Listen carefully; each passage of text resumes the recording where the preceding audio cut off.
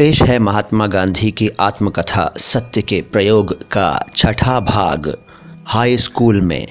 मैं ऊपर लिख चुका हूँ कि ब्याह के समय मैं हाई स्कूल में पढ़ता था। उस समय हम तीनों भाई एक ही स्कूल में पढ़ते थे। जेठे भाई ऊपर के दर्जे में थे और जिन भाई के ब्याह के साथ मेरा ब्याह हुआ था वे मुझसे एक दर्जा आगे थे। ब्याह का परिणाम ये हुआ कि हम दो भाइयों का एक वर्ष बेकार हो गया। मेरे भाई के लिए तो परिणाम इससे भी बुरा रहा।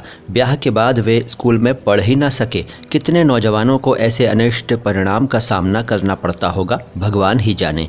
विद्याभ्यास और विवाह दोनों एक साथ तो हिंदू समाज में ही चल सकते हैं। मेरी पढ़ाई चलती रही। हाई स्कूल में मेरी गिनती मंदबुद्धि विद्यार्थियों में नहीं थी। शिक्षकों का प्रेम मैं हमेशा ही पा सका था। हर साल माता पिता के नाम स्कूल से विद्यार्थी की पढ़ाई और उसके आचरण के संबंध में प्रमाण पत्र भेजे जाते थे। उनमें मेरे आचरण या अभ्यास के खराब होने की टीका कभी नहीं हुई। दूसरी कक्षा के बाद मुझे इनाम भी मिले और 5वीं तथा छठी कक्षा में क्रमशः प्रतिमास 4 और 10 रुपयों की छात्रवृत्ति भी मिली थी। इसमें मेरी होशियारी की अपेक्षा भाग्य का अंश अधिक था। ये छात्रवृत्तियां सब विद्यार्थियों के लिए नहीं थीं, बल्कि सोरठ वासियों में से सर्वप्रथम आने वालों के लिए थीं। 40-50 विद्यार्थियों की कक्षा में उस समय सोरठ प्रदेश के विद्यार्थी कितने हो सकते थे? मेरा अपना ख्याल है कि मुझे अपनी होशियारी का कोई गर्व नहीं था। पुरस्कार या छात्रवृत्ति मिलने पर मुझे आश्चर्य होता था, पर अपने आचरण के विषय में मैं बहुत सजग था। आचरण में दोष आने पर मुझे रुलाई आ ही जाती थी। मेरे हाथों कोई भी ऐसा काम बने जिससे शिक्षकों को मुझे डांटना पड़े अथवा शिक्षकों का वैसा ख्याल बने तो वो मेरे लिए असह्य हो जाता था। मुझे याद है कि एक बार मुझे मार खानी पड़ी थी। मार का दुख नहीं था, पर मैं दंड का पात्र माना गया, इसका मुझे बड़ा दुख रहा। मैं खूब रोया। ये प्रसंग पहली या दूसरी कक्षा का है। दूसरा एक प्रसंग 7वीं कक्षा का है। उस समय दोराब जी एदल जी गीमी हेडमास्टर थे। वे विद्यार्थी प्रेमी थे क्योंकि वे नियमों का पालन करवाते, व्यवस्थित रीति से काम करते और लेते और अच्छी तरह पढ़ाते थे। उन्होंने उच्च कक्षा के विद्यार्थियों के लिए कसरत क्रिकेट अनिवार्य कर दिए थे। मुझे इनसे अरुचि थी। इनके अनिवार्य बनने से पहले मैं कभी कसरत क्रिकेट या फुटबॉल में गया ही न था।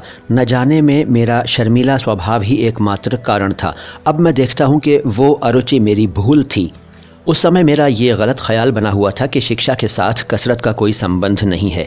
बाद में मैं समझा कि विद्याभ्यास में व्यायाम का अर्थात शारीरिक शिक्षा का मानसिक शिक्षा के समान ही स्थान होना चाहिए। फिर भी मुझे कहना चाहिए कि कसरत में न जाने से मुझे नुकसान नहीं हुआ। उसका कारण ये रहा कि मैंने पुस्तकों में खुली हवा में घूमने जाने की सलाह पढ़ी थी और वो मुझे रुचि थी। इसके कारण हाई स्कूल की उच्च कक्षा से ही मुझे हवाखोरी की आदत पड़ गई थी। वो अंत तक बनी रही। टहलना भी व्यायाम तो है ही। इससे मेरा शरीर अपेक्षाकृत सुगठित बना। अरुचि का दूसरा कारण था पिताजी की सेवा करने की तीव्र इच्छा। स्कूल की छुट्टी होते ही मैं सीधा घर पहुंचता और सेवा में लग जाता। जब कसरत अनिवार्य हुई तो इस सेवा में बाधा पड़ी। मैंने विनती की कि पिताजी की सेवा के लिए मुझे कसरत से छुट्टी दी जाए, पर गीमी साहब छुट्टी क्यों देने लगे। एक शनिवार के दिन सुबह का स्कूल था। शाम को 4 बजे कसरत के लिए जाना था। मेरे पास घड़ी नहीं थी। आसमान बादलों से घिरा था, इसलिए समय का कोई अंदाज नहीं रहा। मैं बादलों से धोखा खा गया। जब कसरत के लिए पहुंचा तो सब जा चुके थे। दूसरे दिन गीमी साहब ने हाजिरी देखी तो मैं गैर हाजिर पाया गया। मुझसे कारण पूछा गया। मैंने सही कारण बता दिया।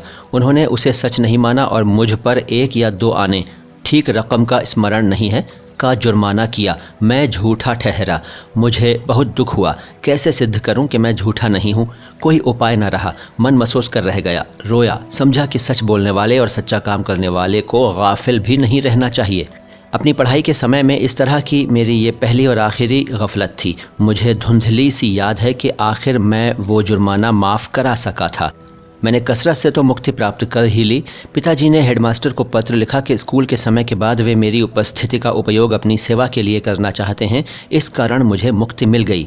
व्यायाम के बदले मैंने टहलने का सिलसिला रखा, इसलिए शरीर को व्यायाम न देने की गलती के लिए तो शायद मुझे सज़ा नहीं भोगनी पड़ी, पर दूसरी एक गलती की सज़ा मैं आज तक भोग रहा हूँ।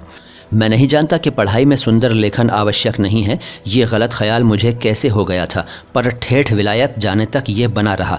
बाद में और ख़ास करके दक्षिण अफ्रीका में जब मैंने वकीलों के तथा दक्षिण अफ्रीका में जन्मे और पढ़े लिखे नवयुवकों के मोती के दानों जैसे अक्षर देखे तो मैं शर्माया और पछताया।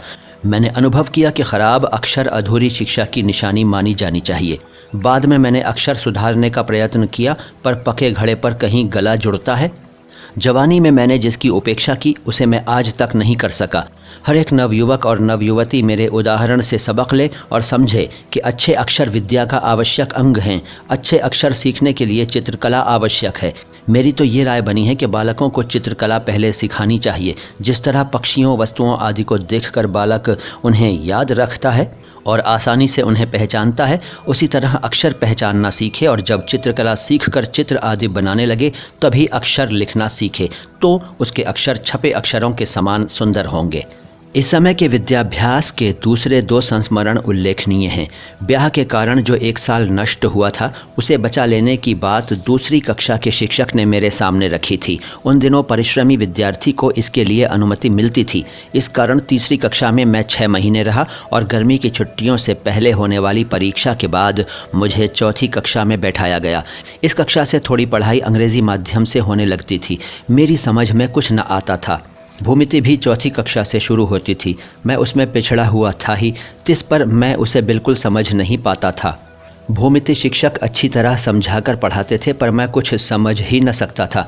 मैं अक्सर निराश हो जाता। कभी कभी ये भी सोचता कि 1 साल में 2 कक्षाएं करने का विचार छोड़कर मैं तीसरी कक्षा में लौट जाऊं, पर ऐसा करने में मेरी लाज जाती और जिन शिक्षक ने मेरी लगन पर भरोसा करके मुझे चढ़ाने की सिफारिश की थी, उनकी भी लाज जाती।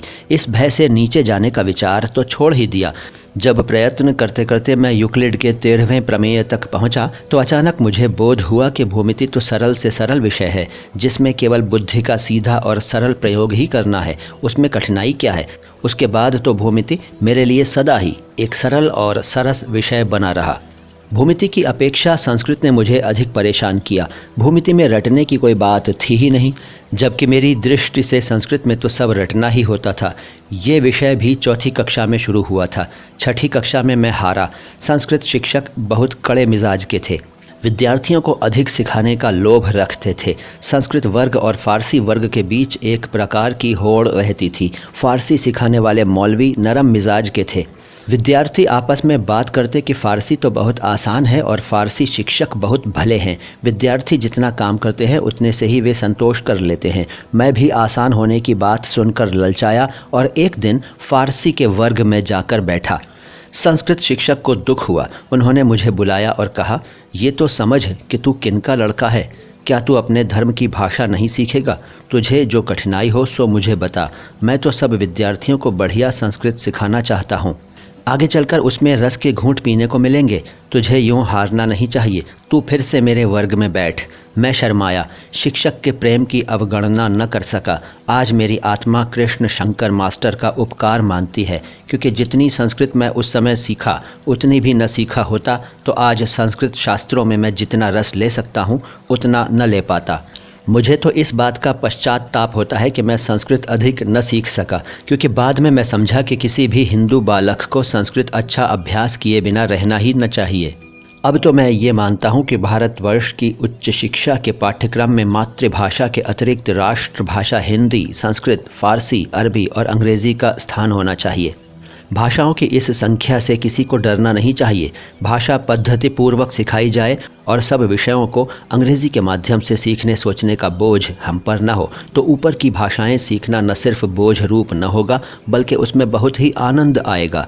और जो व्यक्ति एक भाषा को शास्त्रीय पद्धति से सीख लेता है उसके लिए दूसरी का ज्ञान सुलभ हो जाता है। असल में तो हिंदी, गुजराती, संस्कृत एक भाषा मानी जा सकती हैं। इसी तरह फ़ारसी और अरबी एक मानी जाएं। यद्यपि फ़ारसी संस्कृत से मिलती जुलती है और अरबी का हिब्रू से मेल है, फिर भी दोनों का विकास इस्लाम के प्रकट होने के बाद हुआ है, इसलिए दोनों के बीच निकट का संबंध है। उर्दू को मैंने अलग भाषा नहीं माना है, क्योंकि उसके व्याकरण का समावेश हिंदी में हो जाता है। उसके शब्द तो फ़ारसी और अरबी ही हैं। ऊंचे दर्जे की उर्दू जानने वाले के लिए अरबी और फ़ारसी का ज्ञान ज़रूरी है, जैसे उच्च प्रकार की गुजराती, हिंदी, बंगला, मराठी जानने वाले के लिए संस्कृत जानना आवश्यक है। दोस्तों, ये था महात्मा गांधी की आत्मकथा सत्य के प्रयोग का 6ठा भाग। अगली मुलाकात में कुछ और अच्छी बातें आपको जानने को मिलेंगी। फ़िलहाल दीजिए इजाज़त। मैं मोइन शम्सी हूँ। Thank you.